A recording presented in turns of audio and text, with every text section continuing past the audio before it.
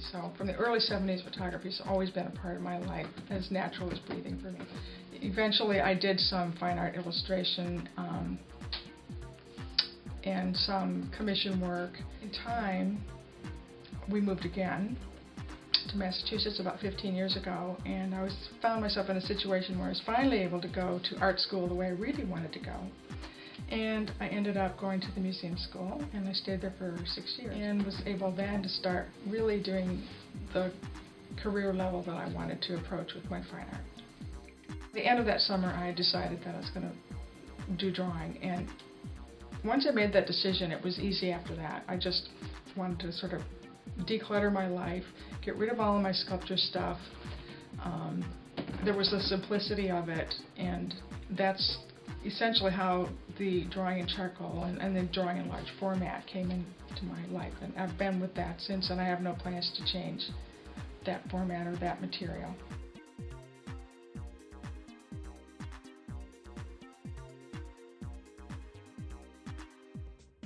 A piece in the rope series called Core to Core, which is really complex and full of, it just took a long time and a lot of demands. I was working on a section, and I started to think that this section I was working on, for some reason, reminded me of hornet nests.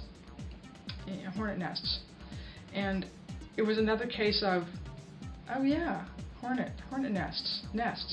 So then I started to right away go out and look for those, and there was a friend downstairs in the studios where I work who had a couple of these in his space, and I ran down there and asked him where they, how he got hold of them and such. And I immediately went and got hold of some hornet nests, and I got a beautiful one, and I cut it.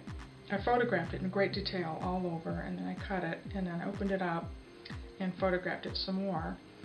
And I've got a whole series of these images, and just decided it was another perfect metaphor for the types of things that I want to talk about in my artwork. In addition to which, it's a very challenging subject to draw and completely different from rope. Also, it goes toward nature, which is something of considerable interest to me. In fact, I know right now that I will continue to do work with natural subjects, probably for the rest of my career. There will always be some natural material of some sort that I'll be drawing. What drew me to Parrot Digigraphic Limited, the quality right off the bat. I knew you had the scanning capability. I mean, the first thing that I want to have reproductions of all these pieces. They take a long time to make. If when I sell a piece, I don't want to have a vacuum. I want a record of my image, and the record needs to be the best quality. I want to be able to market reproductions of these pieces. There are just many reasons why this is really important to me, and I've always been a very quality-oriented individual. I was completely blown away, no question. I couldn't believe the fidelity of that print to the original. In fact, we're going to have open studios shortly in New Bedford again, and I'm planning to display the original mothership and the print right next to it. This is rather unusual. I don't usually display my work that way, but this is a case where right now I just have that one image from the new series, but it's pretty compelling in terms of its scale, and I think that when I display this image next to it, I want people to see what can happen with the finest quality digital printmaking that can be gotten for my work. And I'm looking forward to seeing people's reactions, because I think they're going to react the same way I did, like, oh my God.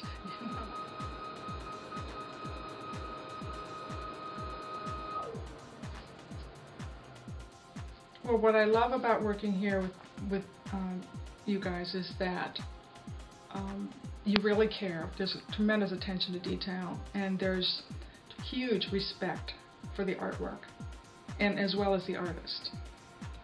We artists don't get that all that much out in the world. I really respond to that, and the level of care, attention to detail, and the fact that you are so committed and that you love to work with. It's clear that you love to work with artists, and we're not necessarily the easiest people in the world to work with all the time. I feel like I'm understood here and my needs are heard, which is another thing. You know, not everybody is as demanding as I am, but I'm really demanding.